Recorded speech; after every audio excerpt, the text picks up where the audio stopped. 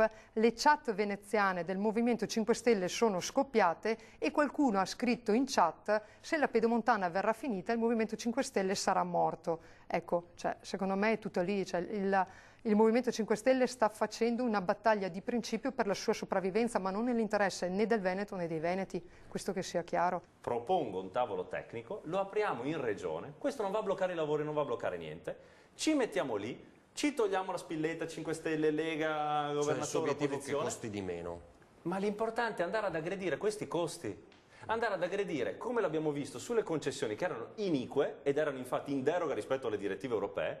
Qui stiamo parlando purtroppo di costi e spese che vanno purtroppo a pareggiare quelle concessioni del tutto inique, perché erano state pensate probabilmente nello stesso periodo, dalle stesse persone, io non so cosa.